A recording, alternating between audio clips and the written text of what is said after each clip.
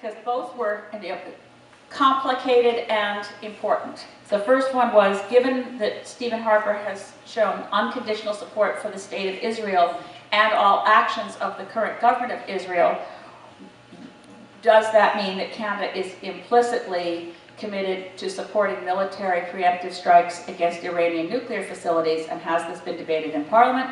And the second question was, given that libraries with federal research documents are being destroyed across Canada,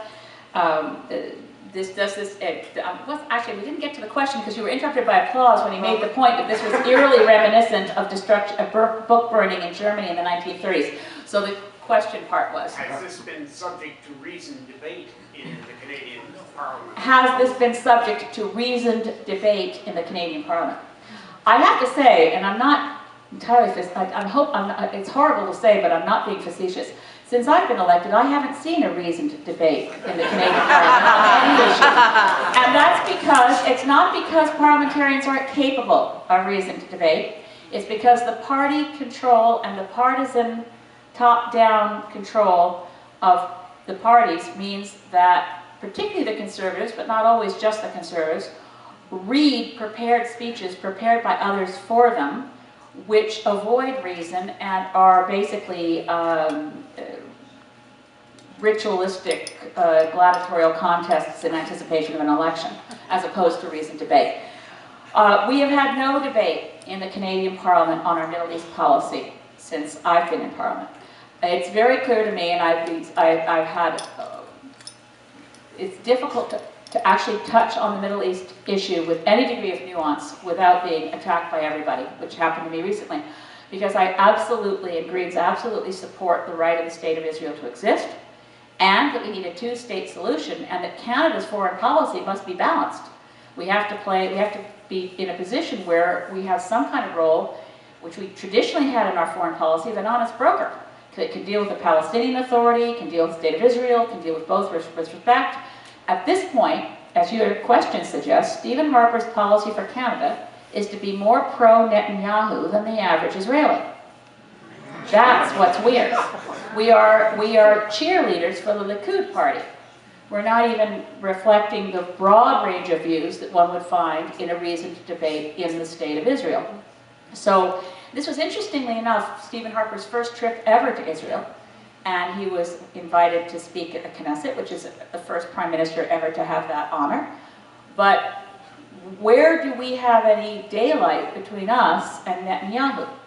And particularly on an issue as dangerous as how does one handle, I think Canada should be in a position to lobby for a nuclear-free Middle East. Now that would have the effect of saying, no, we can't have nuclear weapons in the state of Iran, and I think everyone would agree with that. But it also means that the state of Israel, which has nuclear weapons, would have to find a way to agree. And we also still have nuclear weapons globally that we need to move towards the elimination of the nuclear arsenals of countries around the world. The risk of nuclear terrorism goes way up when any country is developing nuclear technology. So that issue has not been debated in Parliament. And the second issue, and right now I think it'll be my first question in Parliament on Monday, is about the destruction of the libraries. If you picked up in the back of the room, we probably ran out of them, but it's on the website, a survey of the events of 2013 that I did right on New Year's Eve, the highs and lows of 2013, and one of the highs was Michael Chong's bill, and one of the lows was the destruction of the libraries. And there's so many of them. The science libraries of DFO, the science libraries of Natural Resources Canada and on forestry. Those were destroyed first. All to save a measly $400,000. Well, they say it's to save $400,000, you're right, but it's not clear that that's even true, right? So, and of course, we pulled out of the treaty on drought desertification. I mean, I was going to say piddling, but I will say piddling. The tiny little amounts of money that they claim are being saved by doing egregious things, like pulling out of a global treaty on drought desertification, because it cost Canada $250,000 a year to participate. This is a global treaty, everybody's part of it, and of course the countries of Africa are the most affected by drought desertification, but so too is Canada. at risk of drought and desertification, particularly because of the climate crisis.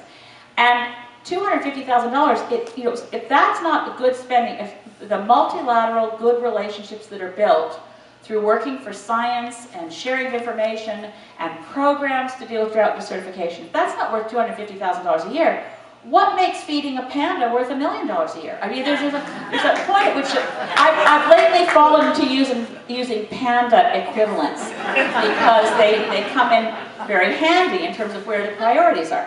So, yeah, so the question that I want to ask in Parliament, and I am doing some research on it, and I was speaking earlier with a gentleman who worked in the federal government library system.